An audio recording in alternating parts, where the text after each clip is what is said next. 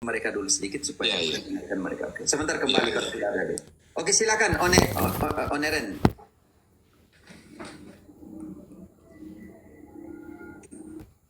Nation nggak pulang. Deu bisa. Ya, halo. Predestination. Oh, double predestinasi. Iya. Predestinasi. Predestinasi diruntuhkan oleh Yesus sendiri ya, bahwa dia mau selamatkan semua orang ya. Tidak ditentukan dari awal karena dia mau selamatkan semua orang. Tapi menurut predestinasi, Calvin punya double predestinasi. Engkau sudah bobrok, engkau sudah buruk, Oneren, engkau tidak bisa buat lagi untuk selamat. Engkau tidak bisa lagi buat apa? Engkau kebejatan, sudah kebejatan total. Manusia punya kebejatan total, tidak bisa buat apa-apa lagi. Ternyata Tuhan mau selamatkan semua orang. 1 Tesalonika 2 ayat 4. Tetapi orang ini harus buat apa? Oke, Dewa. Ya. 1 Tesalonika 2 ayat 4. Sebaliknya, karena Allah telah menganggap kami layak untuk mempercayakan Injil kepada kami. Karena itulah kami berbicara. 1 Timotius 2 ayat 4. 1 Timotius 2 ayat 4, sorry. Yang menghendaki supaya semua orang diselamatkan dan memperoleh pengetahuan akan kebenaran. Berarti buat apa lagi berjuang kalau sudah punya double predestinasi? Buat apa lagi berjuang? Karena Allah sudah menentukan siapa yang selamat dan siapa yang tidak selamat. Sudah ada pilihan tanpa syarat dari Tuhan. Engkau mau tidak mau, tapi bagaimana nanti Tuhan bertentangan dengan dirinya sendiri. Tuhan mau semua orang selamat dan sampai kepada pengetahuan akan kebenaran. Double predestinasi bilang tidak. Dalam tulip, dalam diekspresikan double predestinasi dalam tulip ya, Nona. Yang pilihan kedua adalah pilihan tanpa syarat. Tuhan sudah pilih engkau. Buat apa? Engkau tidak bisa buat apa lagi. Buat apa lagi berjuang? Tetapi ingat bahwa Tuhan mau semua orang selamat. Markus 16:15. Ya, Markus 16:15. 16. Ya, Markus 16 15:16. Oke, 15:16. Oke. Lalu ia berkata kepada mereka, "Pergilah ke seluruh dunia, beritakanlah Injil kepada segala makhluk. Siapa yang percaya dan dibaptis akan diselamatkan. Tetapi di sini bukan dikatakan siapa yang telah ditentukan dan dibaptis, tidak. Siapa yang percaya dan dibaptis diselamatkan. Tetapi siapa yang tidak percaya akan dihukum." Oneren, kalau engkau sudah ditentukan selamat, engkau tidak punya opsi untuk memilih untuk percaya dan tidak percaya karena engkau sudah ditentukan. Berarti Tuhan menentang dirinya sendiri mau menyelamatkan semua orang. Roma 11 ayat 32 contoh. Roma 11 ayat 32. Sebab Allah telah mengurung semua orang dalam ketidaktaatan, supaya Semua orang? dapat. Atau hanya orang yang dipilih tidak? Atau semua orang di sini? Semua orang, Romo. Semua orang. Berarti di sini tidak beberapa orang, semua orang, tetapi hanya beberapa orang yang telah ditentukan tidak. Semua orang dikurung dalam ketidaktaatan. Lanjut. Sebab Allah telah mengurung semua orang dalam ketidaktaatan, supaya Ia dapat menunjukkan kemurahannya atas mereka semua. Atas mereka semua atau atas beberapa orang saja? Semua, Romo. Rugi dong, Tuhan Allah datang ke sini untuk selamatkan yang beberapa orang yang telah ditentukan. Bagaimana? Dia telah meninggalkan takhta kemuliaannya menjadi manusia sama seperti kita, hanya untuk selamatkan hanya untuk beberapa orang. Bagaimana? Roma bab 10-nya, Deo, turun sedikit. Ayat 11. Roma bab 10 ayat 11. Karena kitab suci berkata, barang siapa yang percaya kepada Dia tidak akan dipermalukan. Barang siapa yang percaya, bukan hanya beberapa yang ditentukan untuk percaya. Ini penting sekali. Barang siapa, artinya di sini oneren, all, total, semua orang, atau hanya satu dua orang? Yang orang percaya Romo. Ya, berarti ada opsi untuk semua. Bisa mengerti? Betul, betul. Kalau menurut predestinasi, double predestinasi, engkau mau percaya tidak percaya, engkau tidak repot situ. Yang penting engkau sudah ditentukan untuk selamat. Oke, lanjut, Dewo. Lanjut. Sebab tidak ada perbedaan antara orang Yahudi dan orang Yunani. Karena Sampai Allah, kita- ya, Karena Allah, yang satu itu adalah Tuhan dari semua orang. berarti bukan hanya orang yang dipilih saja. Untuk semua orang. Bisa mengerti? Karena double predestinasi ini membahayakan ya. Karena menurut mereka hanya terbatas. Penebusan itu hanya terbatas. Tapi makanya mengurung Tuhan di dalam omnipotensianya, dalam kekuasaannya maha kuasa, maha tahu, dan semuanya itu dikurung. Tuhan hanya tidak. Tuhan, engkau hanya selamatkan orangnya seperti ini saja. Tidak bisa kamu atur Tuhan bagaimana. Double predestinasi artinya mengatur Tuhan supaya pilih kasih. Yang ini diselamatkan, yang ini tidak. Yang ini diselamatkan, yang ini tidak. Makanya kita butuh iman, Oneren. Iman adalah jawaban manusia untuk ambil dan berpartisipasi dan menjadi bagian di dalam penebusan Tuhan. Itu seperti Oneren. Engkau jatuh di sumur ya, Oneren. Engkau jatuh di sumur ya, Oneren. Ya Romo. Kalau engkau jatuh di sumur, kalau Bruder Marcel menurunkan tali, apa yang kau buat terhadap tali itu, Oneren? Panjat kan? Tarik. Pegang kuat-kuat tali itu, kalau tidak, Oneren tidak bisa keluar dari sumur. Betul. Bisa Romo. mengerti? Betul. Makanya iman itu harus ditunjukkan dengan perbuatan kamu setiap hari itu seperti apa. Meraih dan memegang itu Romo ya. Meraihnya dan harus memegang kuat-kuat. kuat-kuat. Harus pegang kuat-kuat. Iya. Kalau tidak, masih ada di bawah. Tidak bisa keluar dari sana. Titus 2 ayat 11. Dev. Titus 2 ayat 11.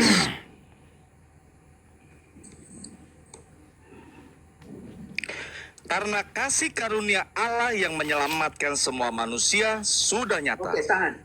Menyelamatkan berapa orang? Semua manusia. Oneren, menyelamatkan semua. Tetapi tidak berarti engkau tidak mau berjuang untuk keselamatanmu. Betul. Engkau Romo. harus berjuang.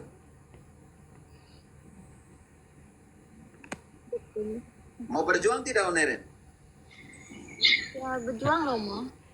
Iya, harus berjuang begitu. Jangan pikir enak-enak dong predestinasi. Saya nggak usah berjuang, ada makanan di rumah gimana? Tidak Romo. Masalahnya Saya tidak mau Romo. kerja. Ya non? Saya tuh ada pengalaman pribadi sama Tuhan. Jadi saya tuh just terkejut saja sebab buat masa sekarang saya tuh masih bingung apakah saya betul-betul mau berserta sama Tuhan ataupun saya mau menolak dia ataupun saya keliru Romo. Paulus juga alami seperti itu.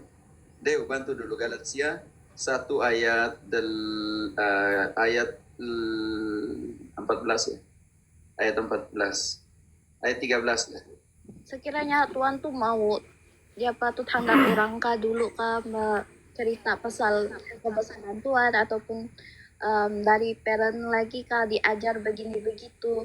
Tapi ini sampai di tahap yang dewasa sudah Romo baru dipanggil, jadi saya ada keraguan tapi penuh dengan sukacita. Paulus juga. Paulus yang sama. Paulus bilang, saya punya karunia, saya mengerti kitab suci, saya yang paling pintar dari semua.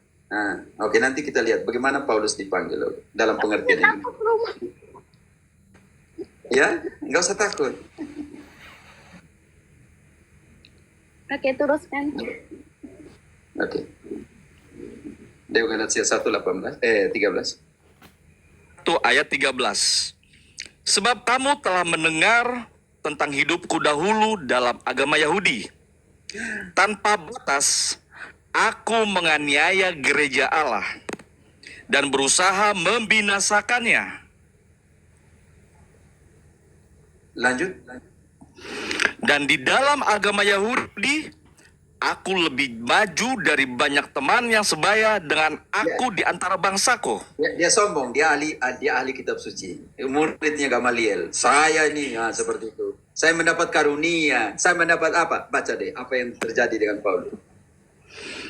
Dan di dalam agama Yahudi, aku jauh lebih maju dari banyak teman yang sebaya dengan aku di antara bangsaku. Sebagai orang yang sangat rajin memelihara adat istiadat nenek moyangku.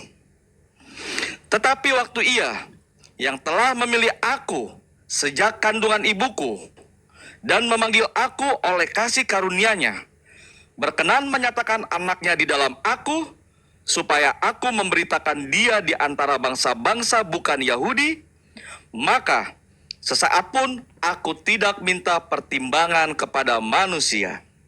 Oke, dia tidak minta pertimbangan kepada manusia. Dia pergi ke Arab, ke tanah apa semua. Karena itu ingat bahwa misinya Paulus setelah itu ayat 17-nya dia pergi kemana? Dia bilang, dia agak sombong. Dia bilang, saya tidak meminta pertimbangan manusia. Nanti apa yang terjadi dengan dia? Dia bilang, saya dapat karunia dari Tuhan. Saya dipilih oleh Tuhan. Semuanya itu. Saya tidak meminta pertanggungjawaban manusia. Nanti sebentar dia pergi kemana? Ayat 17, kita tahu bahwa dia pergi ke tanah Arab. Artinya Arab sebelum keislaman itu sudah dievangelisasi oleh Paulus. Oke. Ayat 17-nya. Juga aku tidak pergi ke Yerusalem mendapatkan mereka yang telah menjadi rasul sebelum aku. Tetapi Sombong nih. Sombong nih ya. Saya tidak perlu lagi Sombong. otoritas. Sombong. Nanti sebentar dia kena sendiri. Oke. Tetapi sungguh Romo, saya just macam kesal saja sama Tuhan kenapa tadi berikan dari kecil lagi kan seperti adik-adik saya. Begitu. Jangan dong. Justru kamu tuh seperti Paulus punya. Nanti Paulusnya Takut banget, kemana? Romo, takut, gelisah saja. Nggak usah takut. Oke. Nanti Paulus bilang. Oke, lanjut. ya. Tetapi aku berangkat ke tanah Arab dan dari situ kembali lagi ke Damsik. Lalu 3 tahun kemudian aku pergi ke Yerusalem untuk mengunjungi Kefas. Siapa? Dan Untuk Kefas, mengunjungi? Kefas Romo. Ini penting sekali. Kata mengunjungi, dia pakai historiale. Saya masuk ke Yunani, teman-teman, supaya kita mengerti apa maksud dari sini ya. Galatia 1 ayat 18 interlineal. Dalam bahasa Yunani, artinya apa di sini maksudnya?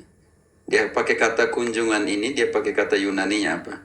Dia pakai Oke, dia pakai kata penting sekali. Dia pakai kata historeo. Yang definisinya adalah, saya harus terjemahkan daripada nanti kalian bilang kita ini tukang tipu, Protestan protes, kita tukang tipu. Ya sebentar kita langsung tunjukkan ke mereka. Artinya seperti ini, oke? Dalam bahasa Indonesia, oke, ser conocer artinya berpengetahuan, terpelajar, yaitu implikasinya kunjung untuk mewawancarai, kunjung untuk mengkonsultasi, kunjung untuk meminta tempat. Itu bukan main-main loh. Dia pergi dan berapa hari di rumahnya Kefas? 15 hari. Dan ayat 20 itu adalah kunci setelah kunjungan. Di hadapan Allah kutegaskan, apa yang kutuliskan kepadamu ini benar. Aku tidak berdusta. Apa yang kutuliskan ini benar dan aku tidak berdusta. Onerem, Paulus bertobat sudah besar. Dia bukan memisahkan gereja. Dia pergi bersatu dengan gereja yang Kristus punya. Dan dia harus pergi kunjung 15 hari kepada otoritas historie, yang artinya pergi berkonsultasi, pergi mewawancarai, pergi memberikan informasi, pergi untuk meminta tempat. Artinya, saya ini penting. Surat-surat saya seperti ini. Karena itu nanti ada implikasi ke dalam surat-suratnya Paulus. Nanti kata Petrus apa tentang surat-suratnya Paulus. Hanya saya mau katakan, Onerem, tidak Ya, usah kecewa. Tidak usah kecewa. Nah, karena engkau bukan seperti saudara-saudaramu yang lain, beriman Katolik ketika mereka masih kecil. Engkau harus bersyukur bahwa Tuhan masih memberikan kita waktu untuk mengenal kebenaran itu seperti apa. Dan kebenaran itu membebaskan. Ini penting sekali. Oke, tidak usah cemas, Kak. Bahwa banding-banding dengan adik saya masih kecil, mereka sudah mengenal iman Katolik, saya sudah besar. Saya bersyukur bahwa sudah besar begini engkau mengenal iman Katolik dan tidak meneruskan hidupmu di dalam denominasi atau di dalam paham yang lain. Bisa mengerti, Oneren? Bisa Romo, bisa. Semangat. Oke, semangat. Dan satu hal yang diminta oleh Paulus, engkau telah mengikuti aku, mengikuti apa? 2 Timotius 3 ayat 10. Engkau harus ikut Paulus tuh dalam pengertian ini. Ajarannya, tujuannya, cara hidupnya, kesabarannya, kasihnya, imannya. Oke? Romo tidak kena salib ke tuh Romo. Yang mana? Kita. Karena salib lah. Ya, sebab saya ada surat tulisan mengatakan Tuhan bagi saya hikmat, dia bagi tulisan memeluk Tulisan mana? kesengsaraan sendiri seperti kau memeluk kesengsaraan Kristus, satukan begitu. Ya, Paulus juga bilang begitu. Jadi kita tidak perlu takut. Bilang saya menderita di Kalau kita dalam rasa tubuh saya, sakit, kesengsaraan Kristus. Aku Nona? kalau kita rasa sakit, kita memeluk kesengsaraan kita, kekecewaan kita, itu seperti kita sedang memeluk kesengsaraan Kristus. Sentiasa ada itu jalan sejahtera. Itu lebih spiritualitasnya, Ya. spiritualitasnya pribadi, ya, devosi pribadi. Tapi saya mau katakan bahwa Paulus bilang saya berbicara kepada kamu sambil menangis. Kenapa saya kecewa besar? Karena kamu menjadi seteru dari salib Yesus itu. Filipi 3, 17, 18. Konsentrasi di 18. Tetapi Paulus bilang, ikutilah aku. Dia bilang begitu. Dalam hal dengan salib ini ya, Nona ya. Ikutilah aku. Filipi 3, 17, 18. Iya. Filipi 3 ayat 17-18.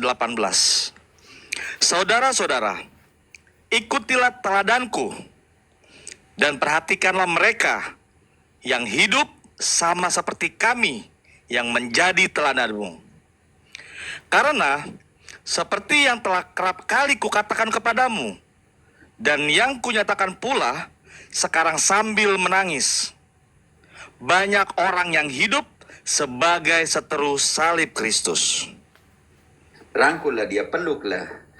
Yesus bilang barang siapa ingin mengikuti aku, harus menyangkal dirinya, memanggul salibnya, dan mengikuti aku. Jangan buang salibmu ya. Paneren. Betul. Oke, karena cinta Tuhan itu lebih besar dari salib. Dan kasihnya lebih kuat daripada badai. Bruder, salam. Selamat. Apa kabar? Baik, oh? Jadi, Bruder pergi mengunjungi orang sakit di rumah sakit, ya. Jangan lupa, itu mandat untuk meringankan penderitaan mereka dengan donor darah. Oke. Jadi engkau doakan juga Pater ya. engkau memberi mereka. Yo? Nanti di akhir nanti doakan juga ya Pater. Oke. Mantap, Bruder. Oke, yang lain Suryo Koto. Surya Loto. Ya, selamat malam Pastor. Suryo, selamat. Ya, saya mau bertanya saja Pastor tentang keselamatan ini. Tentu di dalam gereja Katolik saya yakin bahwa di situ ada keselamatan. Jadi bagaimana juga mereka yang di luar gereja Katolik, apakah mereka mempunyai keselamatan? Padahal mereka juga mengakui Yesus Sang Penebus itu. Begitu aja, Romo. Mengakui tapi ajarannya bagaimana? Berbeda ya? Ya, ajarannya beda di luar Katolik lah Oke. begitu. Oke, satu ini kita mulai dari ajaran. Pak Suryo Koto, ajaran bisa menyelamatkan atau tidak? Tentu tidak, Romo. Oke, nanti Paulus sendiri yang menjawabnya. 1 Timotius 4 ayat 16. 1 Timotius 4 ayat 16. Awasilah dirimu sendiri dan awasilah ajaranmu. Bertekunlah dalam semuanya itu. Karena dengan berbuat demikian engkau akan menyelamatkan dirimu dan semua orang yang mendengar engkau. Pak Suryo Koto, Ya, Romo. ajaran menyelamatkan? Tentu tidak. Baca kembali ayat ini. Yuk. Dengar baik-baik ya Pak Suryanto ya. Biar Ya, jelas ya. ini saya pelan-pelan nih ya. Ya, Fokus ya. ya. Awasilah dirimu sendiri dan awasilah ajaranmu. Ya. Bertekunlah dalam semuanya itu. Karena dengan berbuat demikian engkau akan menyelamatkan dirimu dan semua orang yang mendengar engkau. Pak Ya. Suryo Koto bisa buat komentar ayat ini bagaimana? Ajaran yang benar dapat menyelamatkan.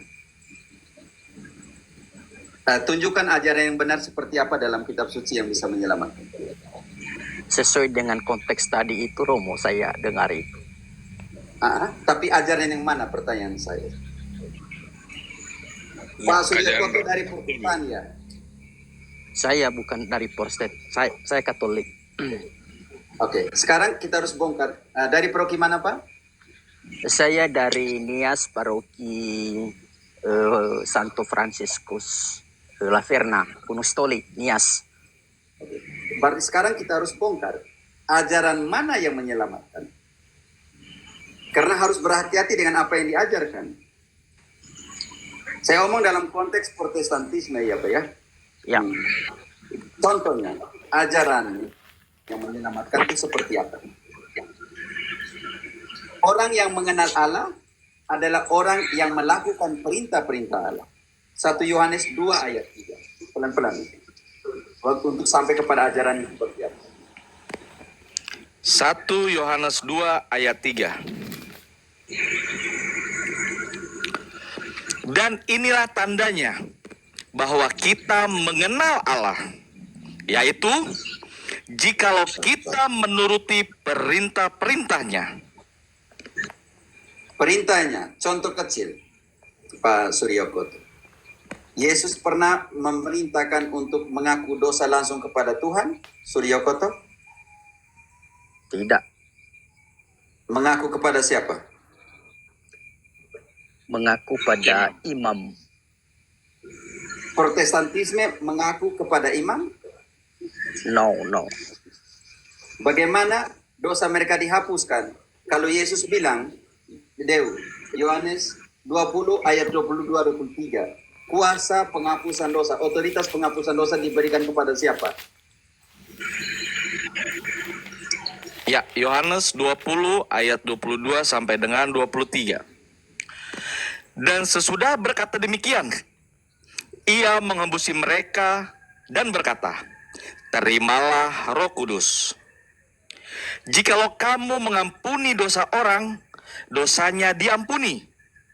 Dan jikalau kamu menyatakan dosa orang tetap ada, dosanya tetap ada. Mereka mengajarkan mandat ini, Suryo Koto? Ya, Pak Suryo.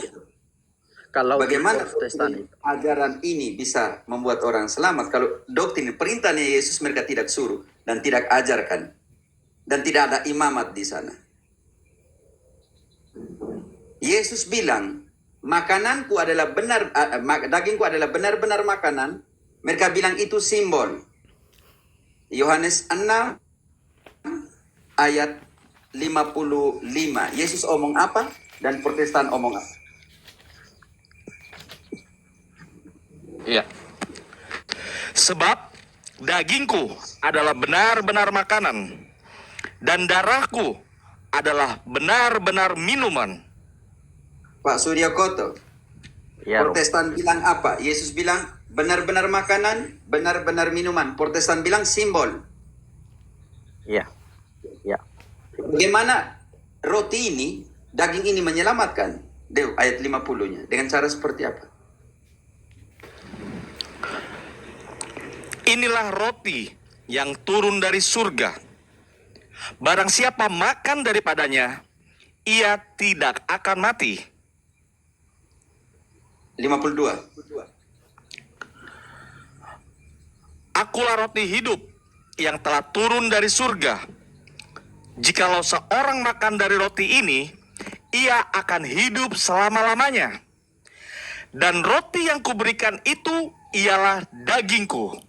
Dan Yang dagingku akan- ayat 55. Dan dagingku ayat 55.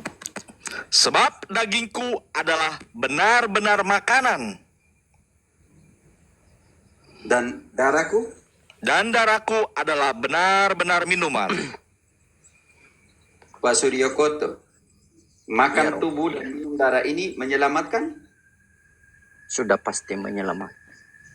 Kenapa Protestan tidak ajarkan ini? Mereka ajarkan simbol. Jadi hati-hati dengan doktrin. Ajaranmu bisa menyelamatkan engkau dan orang-orang yang mendengarkannya. Masih banyak, hanya kita melihat perintah mana. Perintah kepada Petrus, gembalakanlah domba-dombaku. Apakah mereka menerima mandat Yesus kepada Petrus untuk menggembalakan domba-domba? Pak Surya Koto. Iya. Apakah mereka mengikuti perintah Yesus kepada Petrus untuk mengembalakan domba-dombanya 3 kali? Yohanes 21 ayat 15, ayat 16, ayat 17. Apakah mereka mengikuti taat kepada perintah Yesus supaya kita semua di bawah kawanannya, kita semua adalah kawanan, harus tunduk kepada gembala yang dia pilih yang adalah Petrus? Protestan taat? Ya, sejauh ini masih belum saya dengar begitu, Romo. Belum taat. ya. Kalau begitu hati-hati dengan doktrin toh, Pak Surya Koto. Hati-hati dengan doktrin. Siap, Romo. Doktrin Siap, itu menyelamatkan engkau dan orang yang mendengarkannya. Oke? Siap, terima Oke, kasih. bagus pertanyaan bagus. Saya bangga dengan orang Nias ini. Ada Proki SPD di Nias tuh? Ada, Romo. Ada SVD, ada Projo, ada Kapusin, ada OSC juga. Oke, tapi Pak Surya Koto di Projo atau di Prokinya Kapusin? Kapusin saya, Pak. Oke, mantap. OFM Kapusin. Iya.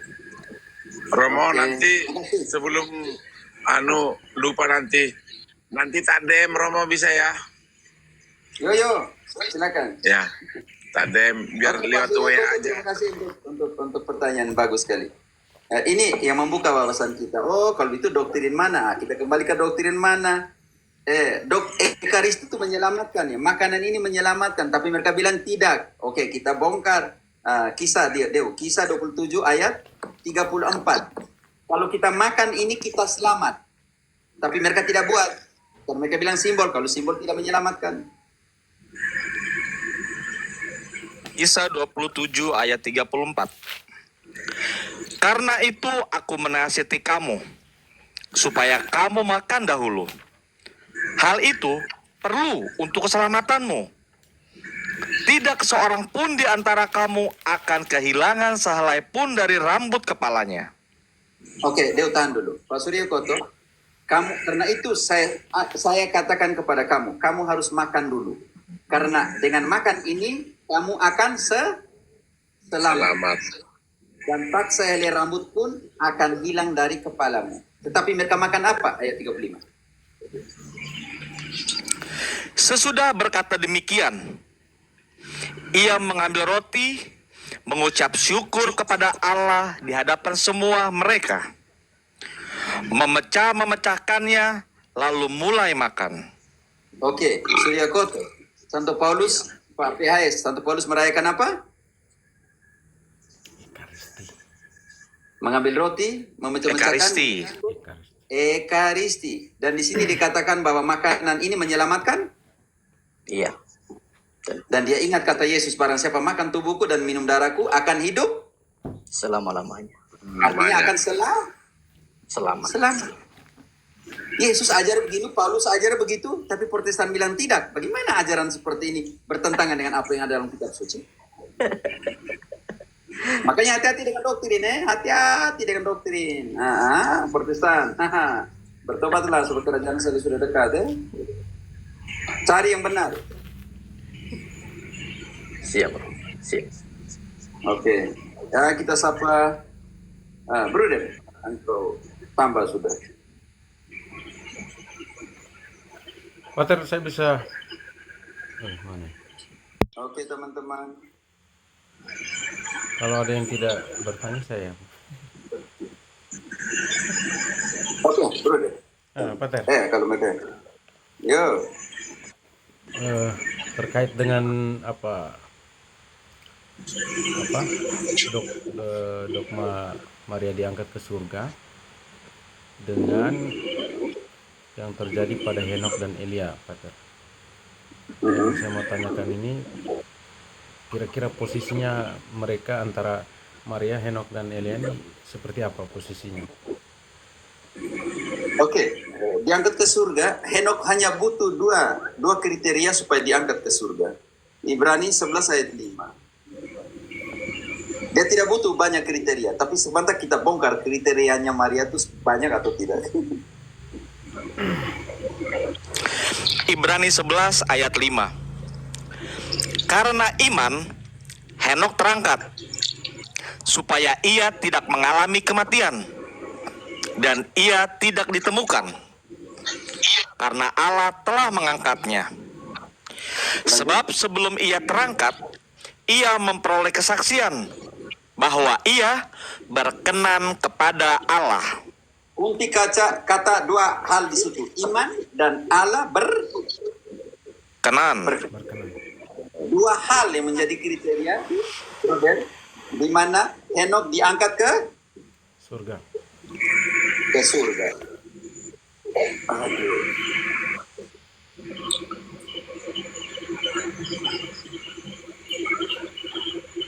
Hilang suara Romo. Pater, suaranya. Hanya kriteria, maaf tadi ada tuh masuk. Apakah hanya kriteria beriman Maria punya, ataukah kriteria Allah berkenan? Kita mulai bongkar kriteria tentang Maria. Apa kata Lukas tentang Maria? Deo, engkau mulai dari Lukas 1 ayat 26. Kita mulai hitung berapa kriteria yang ada di Bunda Maria kita. Ya. Dalam bulan yang ke-6, Allah menyuruh mereka. Ya, maaf Pak, ini saya mute dulu ya supaya ini Pak PHS. Oke.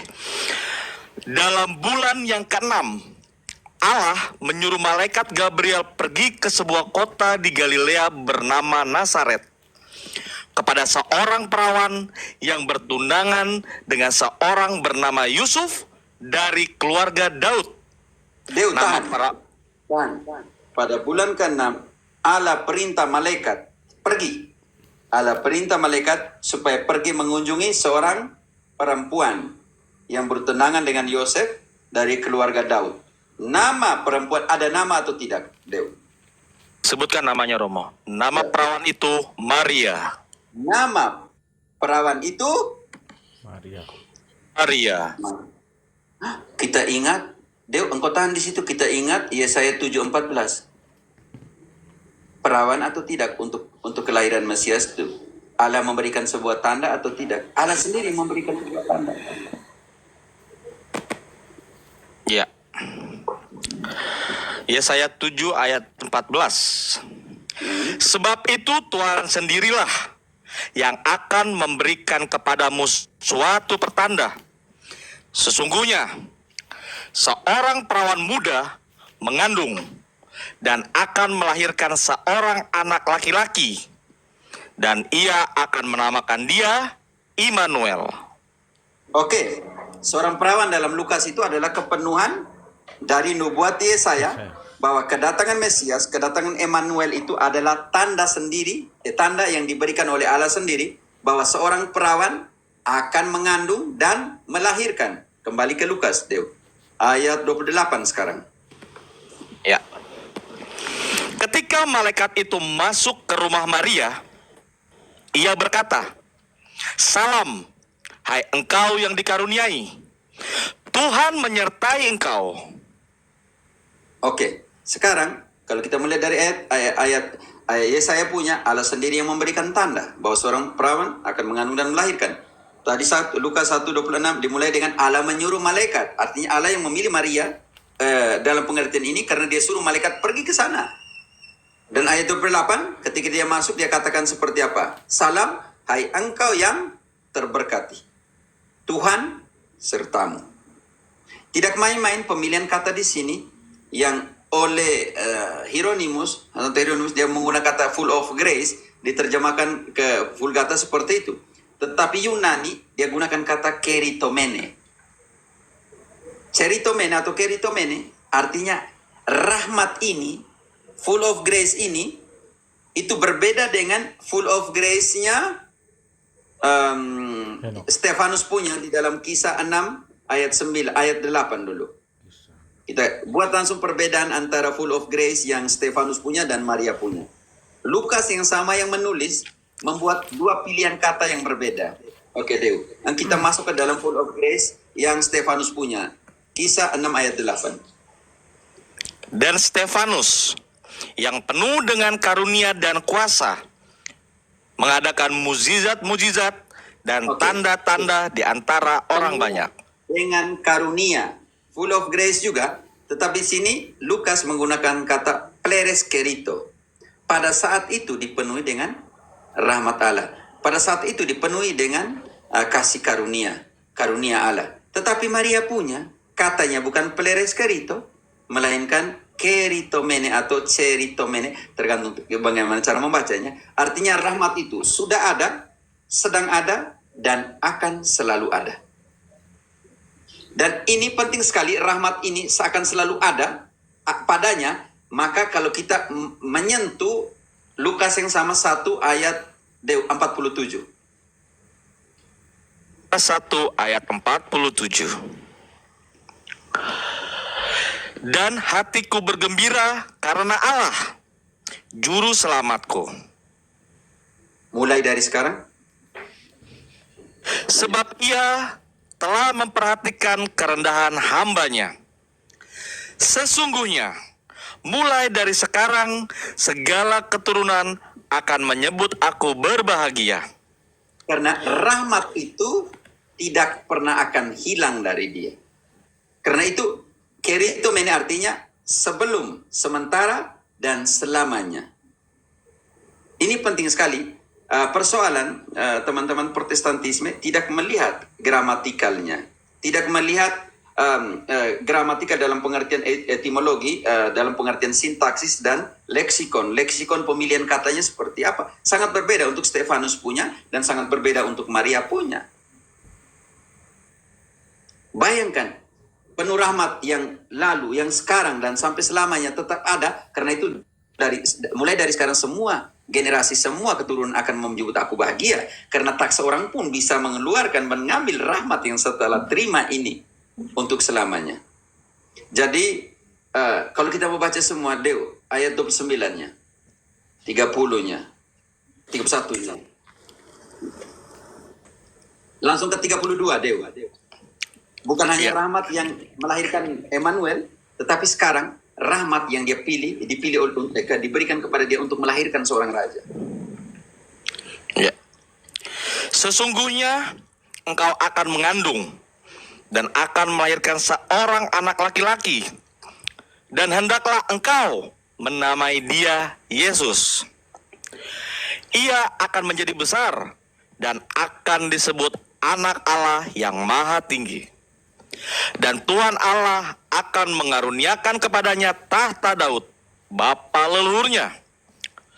Dan ia akan menjadi raja atas kaum keturunan Yakub sampai selama-lamanya. Dan kerajaannya tidak akan berkesudahan. Pertanyaan saya, Marcel, yang dilahirkan oleh Maria, seorang raja? Seorang raja, Pater. Raja itu kerajaannya berkesudahan atau tidak berkesudahan, kata kitab suci? sampai selama-lamanya. Di mana ada seorang raja, sebelah kanannya duduk siapa?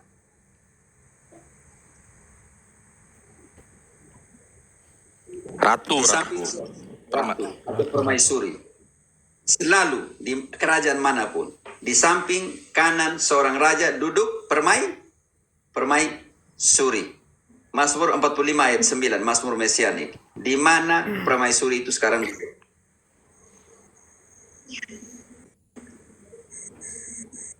Mazmur 45 ayat 9.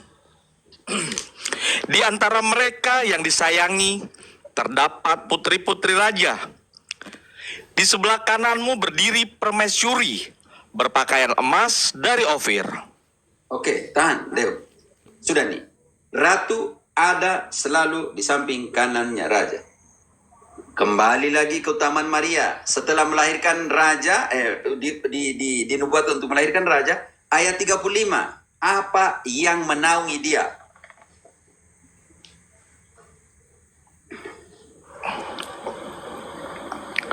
Lukas 1 ayat 35 Romo ya. Ya. Jawab malaikat itu kepadanya, Roh Kudus akan turun atasmu, dan kuasa Allah yang Maha Tinggi akan menaungi engkau.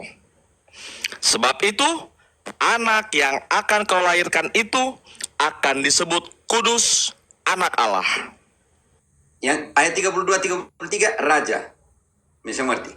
Ayat 35 Roh Allah menaungi, mengandung dari Roh Kudus, melahirkan anak Allah yang kudus.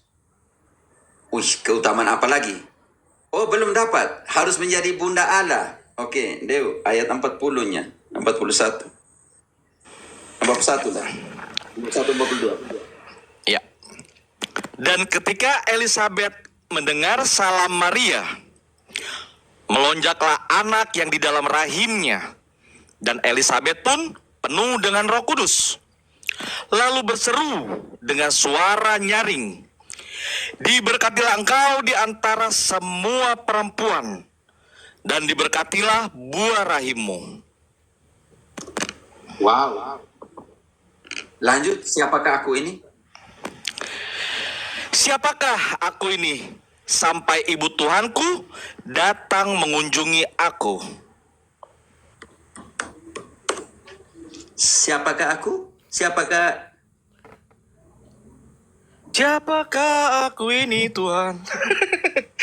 Siapakah aku ini sampai Siapakah aku ini, sampai ibu Tuhanku datang mengunjungi aku? ini nih, yang pertama. Tuhan sendiri pilih dengan keritomene.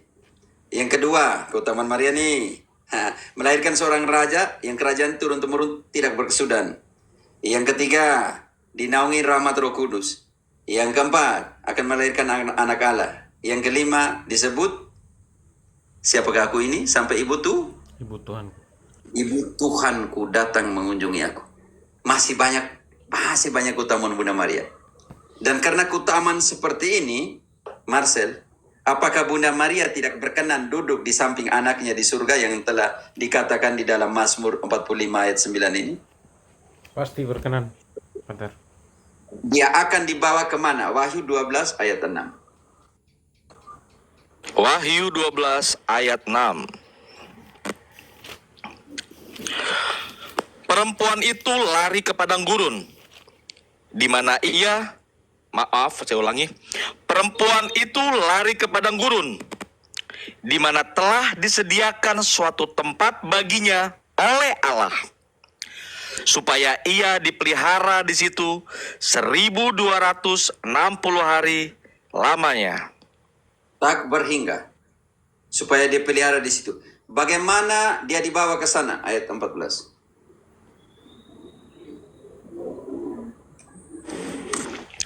Pada perempuan itu diberikan kedua sayap dari burung nazar yang besar, supaya ia terbang ke tempatnya di padang gurun, di mana ia dipelihara jauh dari tempat ular itu selama 1 masa dan 2 masa dan setengah masa.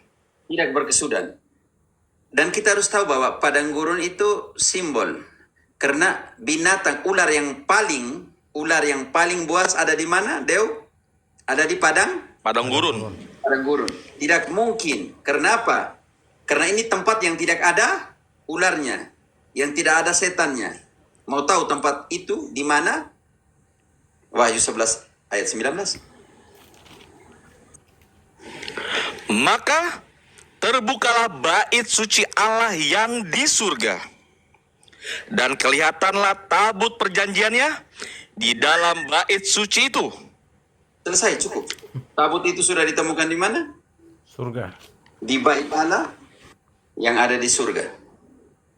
Di bawah seperti apa? Wahyu bilang diberikan 2 sayap burung nazar. Ke Elia diberikan kereta. Ke Henok diangkat. Ke Maria, ke perempuan ini diberikan 2 sayap burung nazar yang besar. Kalau mau bilang tidak ada kitab suci, itu semua pendeta tukang tipu. Ada, hanya tidak mau mengerti. Mantap, Pater.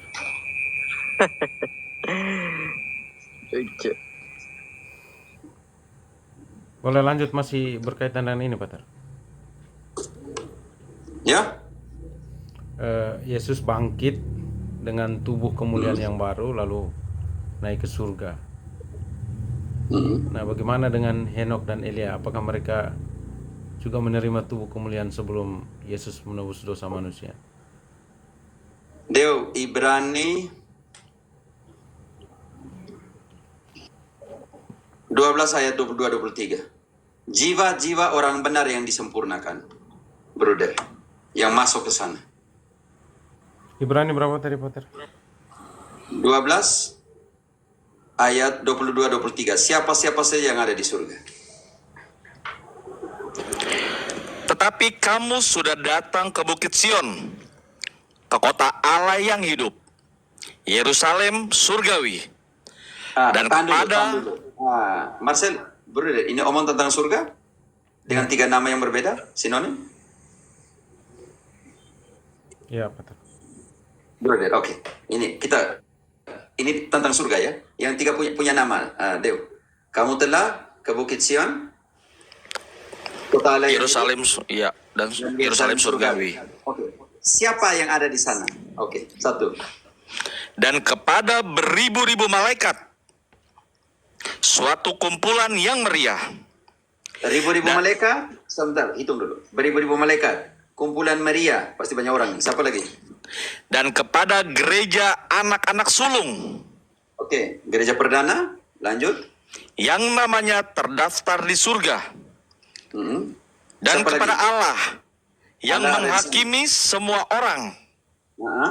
Siapa Dan lagi? kepada roh-roh orang-orang benar yang telah menjadi sempurna. Bruder, garis bawahi. Roh-roh orang benar yang sudah menjadi Sempurna. sempurna. Orang kudus. Banyak orang di sana tidak? Banyak, Pater. Banyak. Kenapa harus disempurnakan? Karena tidak bisa masuk ke sana bernoda. Wahyu 21-27.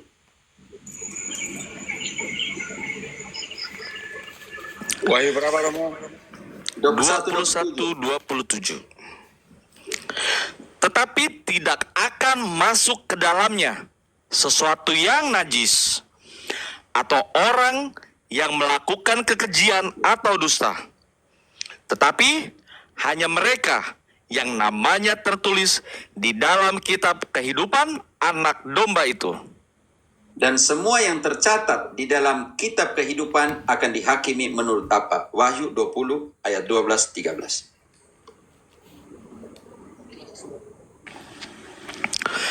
Dan aku melihat orang-orang mati, besar dan kecil, berdiri di depan tahta itu. Lalu dibuka semua kitab. Dan dibuka juga sebuah kitab lain, yaitu kitab kehidupan. Dan orang-orang mati dihakimi menurut perbuatan mereka, berdasarkan apa yang tertulis di dalam kitab-kitab itu. Yang pertama, nama harus tertulis. Yang kedua, tertulis juga apa yang dibuat dalam hidup. Ini penting sekali.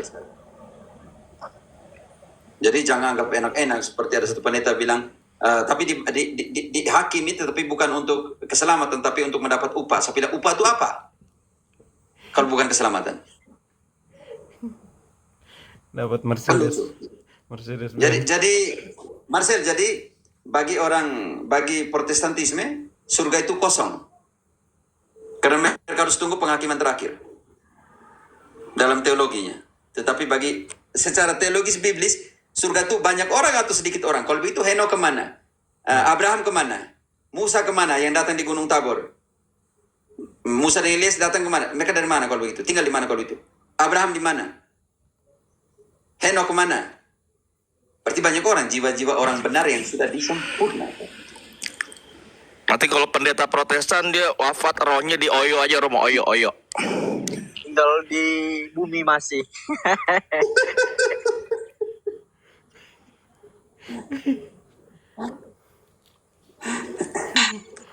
Ini Romo, saya mau nanya sedikit. Mantap, Brother. Terima kasih banyak. Ini terakhir ya, karena saya makan siang lagi 10 menit. Ini pertanyaan saya mungkin nggak pernah tanya orang ini. Bukankah karena dipilih Tuhan Yesus 12 rasul itu supaya beragam atau berdiaspora atau yang seperti yang disampaikan kawan-kawan Protestan, unggulannya Maksudnya kan diaspora dalam pengertian apa? Lah, artinya itu yang mau saya tanya. Bukankah karena 12 rasul itu Denominasi. menjadi beda-beda gereja atau gimana itu, Bro? Tidak bisa gereja-gereja berbeda-beda. Deo, engkau bantu dulu semua yang berbeda-beda ini, yang Yunani, yang apa semua disatukan dalam apa? Deo, Efesus 2 ayat 16. Efesus 2 ayat 16. Dari 15 lah. Dari 15, Sob. Siap. Sebab dengan matinya sebagai manusia, ia telah membatalkan hukum Taurat dengan segala perintah dan ketentuannya, untuk menciptakan keduanya menjadi satu manusia baru di dalam dirinya, dan dengan itu mengadakan damai sejahtera, dan untuk memperdamaikan keduanya di dalam satu tubuh. Kunci di satu tubuh. Pak PAS, di dalam satu, mendamaikan semua yang berbeda itu di dalam satu Tubuh. Pak PAS tahu satu tubuh itu apa? Deo, Kolose 1:18. Kalau dalam satu tubuh, artinya di dalam satu apa nih? Satu wadah. denominasi jawab ini. Ya, Sebentar, tadi Efesus berapa tadi, Romo? Pas saya catat lupa aku. Efesus Efesus 2 ayat 15. Bisa dibaca dari 12 sampai dengan 21. Iya. Hanya untuk mempercepat. Oke, sekarang semua yang berbeda, yang berselisihan itu disatukan di dalam satu tubuh. Tubuh ini apa? Kolose 1:18 menjawab. Ialah kepala tubuh, yaitu gereja. Oh, artinya disatukan dalam apa? Dalam satu apa? Gereja. Gereja. Disatukan dalam satu, Pak PAS. Disatukan dalam satu gereja. Gereja. Di mana dikatakan di sini Bartolomeus buka denominasi baru, Paulus denominasi yang lain, Andreas denominasi yang lain, Markus lain, Matius yang lain. Mereka buka seperti itu? Iya. Tidak. Karena itu Roma 16:16 Paulus bilang begini, untuk kamu di Roma, salam dari seluruh gereja Kristus untuk kamu. Yuk. Iya. Artinya itulah makanya Rasul Paulus itu datangi lagi rasul-rasul murid atau murid Yesus langsung ke Yerusalem dia. Setelah Dia pulang dari harus Arab, pergi ke sana. pergi Ya, lagi dia berkonsultasi tadi ya. Petrus. Kolose Konsultasi 1:18. lagi ya. Oh, karena itu Paulus menulis salam untuk kamu yang di Roma dari apa? Dari denominasi atau dari apa? Ayo. Mari kita lihat. Ayo. Salam dari. Oke. Siap, Bro. Roma Bersalam, 16:16. ya. Bersalam-salamlah kamu dengan cium kudus.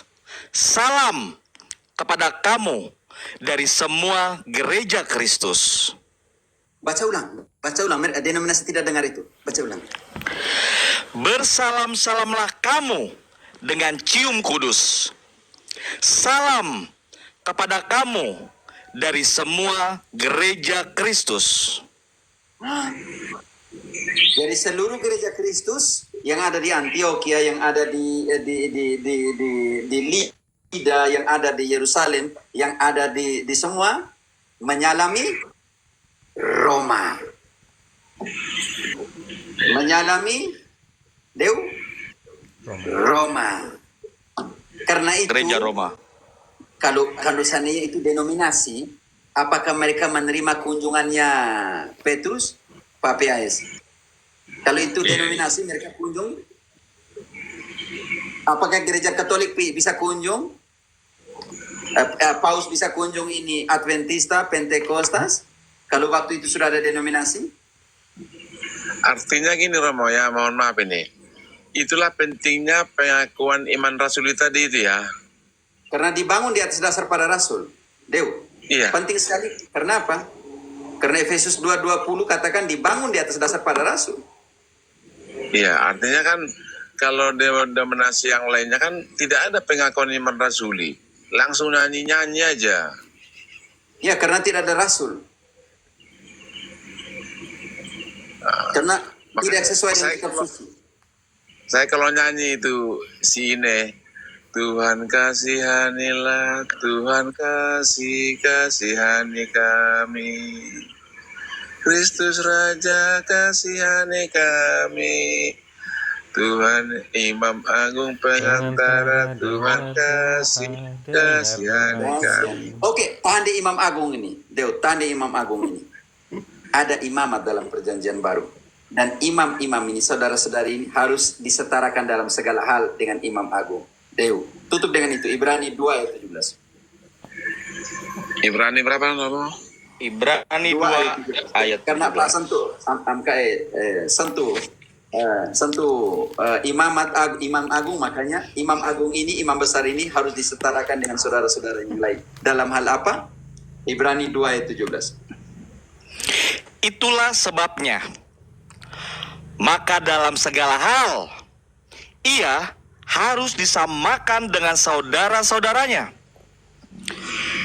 supaya ia menjadi imam besar yang menaruh belas kasihan dan yang setia kepada Allah untuk mendamaikan dosa seluruh bangsa. Barang siapa kamu ampuni dosanya Ampuni. Yesus memberikan otoritas ini. Makanya dalam segala hal dia harus disamakan dengan saudara-saudaranya yang lain sebagai imam besar di dalam ketaatan kepada kehendak Allah dan di dalam pendamaian dan penghapusan dosa manusia. Karena itu otoritas yang diberikan Yesus kepada para rasul dan dilanjut dalam suksesi apostolik sebagai utusan, sebagai duta pendamaian yang kita namakan sakramen rekonsiliasi, yang bisa dilihat sandingan kepada 2 Korintus 5 ayat 18 sampai 21, bisa di Yohanes 20, 21, 23, bisa disandingkan kepada Kisah 19 ayat 18, bisa disandingkan ke Matius 9 ayat 1 sampai 8, seperti itu. Bisa disandingkan dengan tugas imam di dalam perjanjian baru dalam Imamat 5 ayat 4 sampai dengan 13. Pokoknya tugas imam buat apa di sana. Oke. Seperti itu. Terima kasih semuanya. Salam dan berkat. Oke. Terima kasih Romo. Udah saya DM tadi Romo. Terima kasih Romo. Yo, saya tutup ya. Tuhan berkati Ya. semua dan kita. Marcel. Oke. Oke Pater, terima kasih. Romo, selamat makan siang. Pater, besok Terima kasih Zoom ya. teman-teman semua.